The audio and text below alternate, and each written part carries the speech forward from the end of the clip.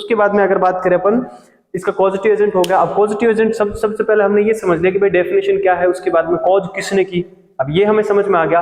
तो अब हमें जानना क्या है, हमें ये जानना है कि भैया ये बीमारी जो है, ये बीमारी फैलती कैसे है, एक इंसान से दूसरे इंसान में कैसे जाती है। वायरल डिजीज है, हमने ये भी पढ़ा है कि हाईली इन्फेक्शियस है, तो हाईली इन्फेक्शियस डिजीज जो होती है वो कैसे फैलेगी दूसरे इंसानों में।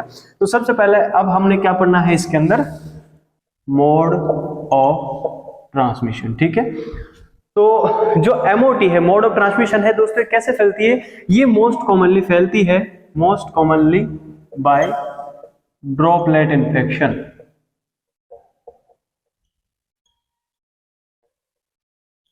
Mostly by droplet infection. Droplet का मतलब क्या होता है दोस्तों, जैसे अपने मुंह से जो ड्रॉप आती है, नाक से जो ड्रॉप आती है। अब आप सोच रहे होंगे कि नाक में तो मुंह ड्रॉप डालते हैं, आंख में तो ड्रॉप डालते हैं, आती कहाँ है। दोस्तों जब अपन कफ करते हैं, खांसी करते हैं ना अपन, जब खांसी करते हैं या स्नीज करते हैं, मतलब छींक आती है, तो माउथ से, नोज से बहुत ज्यादा ड्रॉप्स आते हैं, पानी के छोटे छोटे ड्रॉप्स जो है बाहर आते हैं इन्वायरमेंट में। और इस बीमारी के अंदर हमारा जो मोस्टली रेस्पिरेटरी वाला पार्ट है, यही अफेक्ट होता है। इसीलिए जब इंसान कफ करता है या स्नीज करता है, तो इसमें प्रेजेंट जो वायरस है वो क्या होता है, वो बाहर निकल करके इन्वायरमेंट में आ जाता है। और बाई चांस अगर सामने कोई इंसान खड़ा हो, तो ये इन्वायरमेंट में डायरेक्ट इन्फेक्टेड, मान लीजिए ये कोई पर्सन है जिसको क्या है, मीजल्स हो रखा है, ये पेशेंट है, और ये कोई नॉर्मल इंसान है, ठीक है, इसको कुछ नहीं हो रखा। जैसे ही इसने कफ किया तो जो ड्रॉप थे वो निकल कर आए और इसके ऊपर आ गई है। अब इस इंसान के माउथ में चले गए, या फिर नोज में चले गए, या फिर ये आंख में चले गए, कहीं पे भी चले गए, तो वायरस जो है इसके थ्रू वायरस किस में चला गया, दूसरे इंसान में चला गया। तो ये जो है मोस्ट कॉमनली रूट होता है, क्योंकि इंसान कफ, ऐसा जो पेशेंट होगा वो कफ करता रहेगा, इसको जो है कफिंग आती रहेगी, तो सामने अपन बात कर रहे होते हैं उस टाइम भी आ सकती है कफिंग, तो किसी को भी फैल सकता है। मोस्ट कॉमनली किससे फैलता है, ड्रॉपलेट इन्फेक्शन से फैलता है, ठीक है। उसके बाद में ये किसिंग से भी फैल सकता है, ठीक है। उसके बाद में ट्रांसप्लेशेंटली भी फैल सकता है,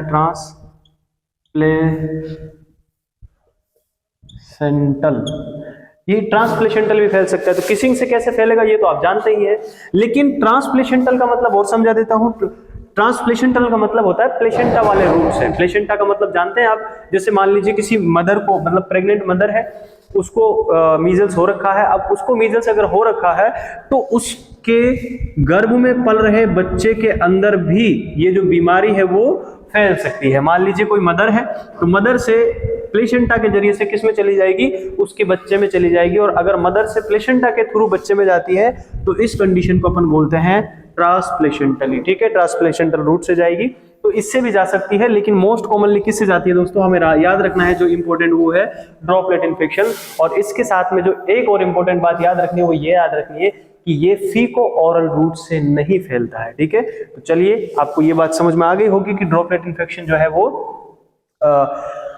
जो इसका मोड ऑफ ट्रांसमिशन है, मतलब किस तरह से फैलेगा, वो ये ड्रॉपलेट इन्फेक्शन हो गया।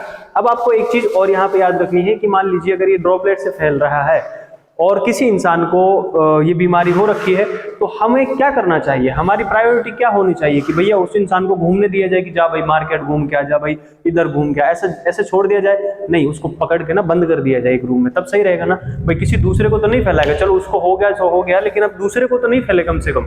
तो इसलिए क्या करें अपन, उसको पकड़ के बंद कर दे। अब बंद करने को बोलते हैं आइसोलेशन। क्या बोल देते हैं अपन, आइसोलेशन। तो इसमें अपन को क्या करना पड़ेगा, पेशेंट को आइसोलेशन करना पड़ेगा। अपन को आइसोलेशन करना पड़ेगा, लेकिन कौन सा वाला आइसोलेशन करना पड़ेगा? आइसोलेशन कई प्रकार के होते हैं। आइसोलेशन अपन को करना पड़ेगा यहाँ पर इसका एयरबोर्न आइसोलेशन। क्या करना पड़ेगा, एयरबोर्न आइसोलेशन, ठीक है। एक कॉन्टेक्ट आइसोलेशन भी होता है, लेकिन हमें यहाँ पर एयरबोर्न आइसोलेशन करना पड़ेगा, क्योंकि जो इन्फेक्शन है वो कैसे फैल रहा है, ड्रॉपलेट से फैल रहा है। एक जगह से हवा में, मतलब माउथ से किस में जा रहा है, हवा में जा रहा है, और इन्वायरमेंट से इस वायु के थ्रू ये फिर जो है कहाँ पे फैल रहा है, दूसरे इंसानों में फैल रहा है। तो आपको समझ में आ गया होगा कि ये, क्योंकि जो ये इन्फेक्शन है वो एयर में आ जाता है, तो इसीलिए अपन एयर में ना फैले वो बीमारी, इसीलिए अपन एयरबोर्न आइसोलेट कर देते हैं पेशेंट को, ठीक है। एयरबोर्न आइसोलेशन देंगे इसको। लेकिन आइसोलेशन कब करें, ये सबसे बड़ा क्वेश्चन है कि आइसोलेशन अपन को करना पड़ेगा, लेकिन आइसोलेट अपन इसको कब करेंगे? तो दोस्तों आइसोलेशन करने के लिए अपन को जो है आइसोलेशन करना होगा इसको for 7 days from rashes appearance. Rashes appear होने से लेकर के 7 दिन तक अपन इसको क्या करेंगे, आइसोलेट रखेंगे, अलग रखेंगे, ठीक है, दूसरे पेशेंट से इसको अलग रखेंगे।